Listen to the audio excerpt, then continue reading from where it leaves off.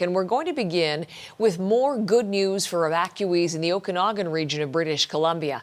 Hundreds more people are now able to return home, including all residents of the City of Kelowna.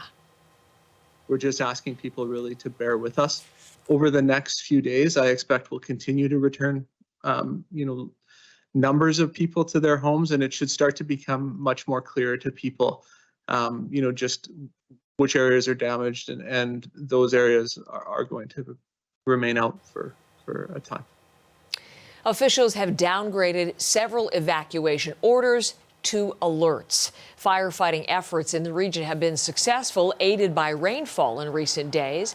2 wildfires threatening properties in the region are now considered held. That's the Clifton-McKinley fire in Kelowna and the Clark Creek fire in Lake Country. The McDougall Creek wildfire adjacent to West Kelowna is still burning out of control. Hilary Johnstone once again with the very latest on the BC story. Good morning. Good morning, Heather. Well, a bit of a sigh of relief, really, for people in Kelowna and some of those surrounding areas as well. As you say, all of the remaining evacuation orders for the city itself, those have now lifted.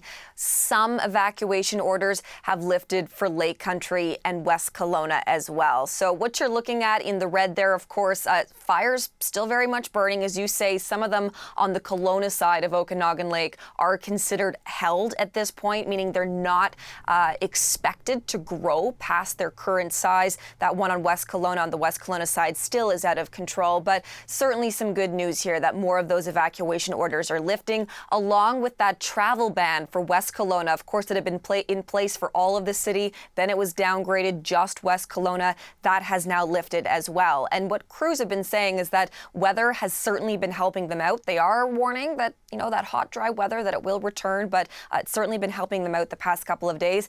And that has allowed residents such as Patricia Fulton to return home. Here's a little bit of what she said to some of our colleagues on the ground.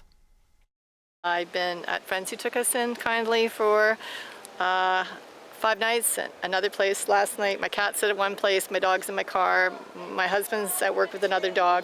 I'm sure most people feel the same way, just to be able to kiss your floors, let your dog out in your own home, not have them in the back of your car. Kiss your floors. You can just sort of sense just how much relief she's feeling at this point, Heather, knowing that not only her home is safe, but she actually will be able to return to it at some point very, very soon. Still some areas to watch, so ongoing situations where wildfires continue to pose real challenges and are forcing people out of their homes. So bring us up to date on what's happening in the Shuswap region as well. Right. So it's a very different situation there because there are 11,000 people still out of their homes there, and there is no timeline at this point for when they might be able to return home. Of course, we've been seeing some of those tensions play out between some residents and the police, or some residents and some of those fire crews. Elsewhere in the province as well, if we take a look at the community of Lytton, BC, that village is also being threatened both from the north and from the south by 2 different wildfires right now, which of course making residents very, very nervous. And what the mayor has been saying is that they're on edge. Of course, a lot of the rebuilding from those 2021 fires, that hasn't even started yet. And now here they are in the same situation, or a similar situation anyways. Once again, here's what the mayor is saying.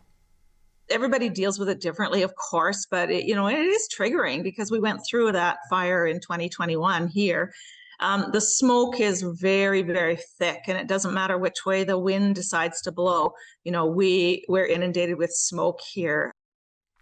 So here we are at the end of another week of fires across the country, but in particular here in British Columbia. And what officials are saying, Heather, is that they do expect that those hot, dry conditions, that they are going to stick around, particularly in the Lytton, BC area. Hilary Johnstone, thank you very much. Thank you.